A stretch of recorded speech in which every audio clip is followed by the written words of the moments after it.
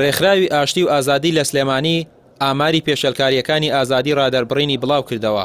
بەپێی ئامارەکە سلێمانی پشکی شێری بەرکەوتووە و زۆرترین پێشەلکاریەکانیش لە مانگی 12 ئەم ساڵ ئەنجام دراون. هەولێر دۆهۆکیش لە پلەی دووەم و سێیەمدان.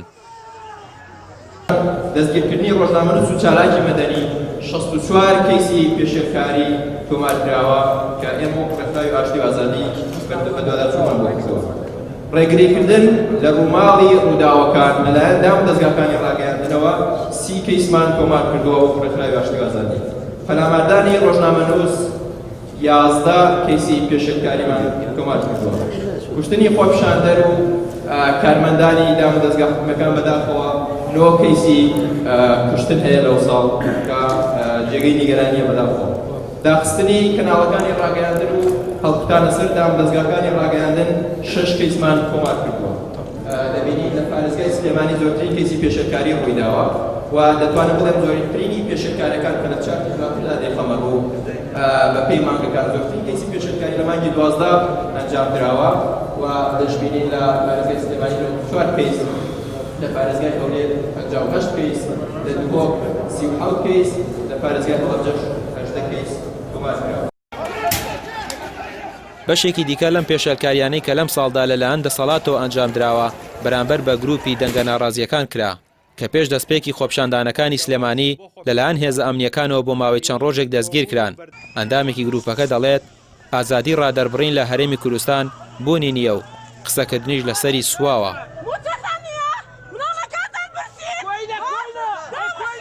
ڕاستیە هەرێمی کوردستان لەبەرەوەی حکومێکی زۆر ستەمکاری هەیە، حکومێکی بنەماڵەییە و حکوومەتەکەش ڕەمزی ئەو دەسەڵاتە ستەمکارەیە کە دەستی بە خوێنی گەنجەکانی سوورە. بە بڕای من قسەکردن لەسەر ئازادی ڕادەربڕین و ئازادی بیر و ڕاومافی خۆپیشاندان و ئەمانە لە ڕاستیە معنایەکی نامێنێتەوە، چونکە بینیمان ئەو بەیانە توندانی کە لیژنەی ئەمنی دەریەکرد ئەوی هێزە ئەمنەکان دەستکراون، هێزە ئەمنەکان دەستکراون بەمانە چی؟ بەمانە یعنی خودی ئەم دەستەواژە یعنی تاقە لە خەڵکەن لە کاتێکا کە تۆ جوابی خۆپیشاندانی ناتۆم و توێژی بە تایبەتی ئێمە ئەو هاوڕێیانەی کۆنگرەی دەنگە ناڕازیەکان بە سەریحی عیبارە نووسیمانە خۆپیشاندانێکی ناتۆموتیژی خۆپیشاندانێکی ناتۆموتیژی، بەڵام پێشەوەی دەست پێ بکەین شارەکان کردبوو بە مەعەسکەر.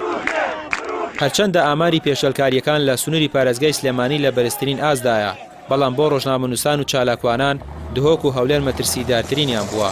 بەشێکی زۆر لە چالاکوانان بەهۆی ئازادی ڕادەربڕینەوە دەستگیر کراون و بەشێکیشان چارەنووسیان نادیارە. ژمارەیەکیش لە ترسی ڕەفاندن و دەستگیرکردن لە شارەکانیان ئاوارە بوون.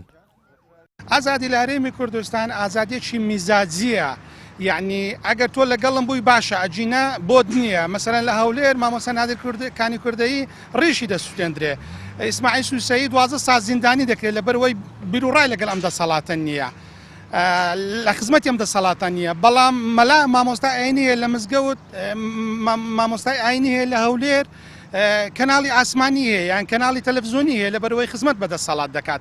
مامۆستا عەلی باپیر تا ئەو کاتە مامۆستا عەلی باپیرە کە لەگەڵ دەسەڵات بوو کە مامۆستا عەلی باپیر ڕایەکی جیاوازیە بوو، مامۆستاکەی لێ دەکرێتەوە دەکرێت بە عەلی باپیر تیرۆریست.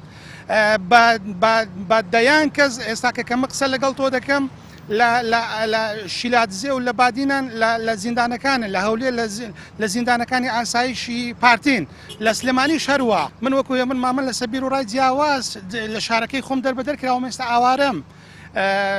لە کوردستان بەی شێوەیەک بیر و ڕای ئازاد نییە.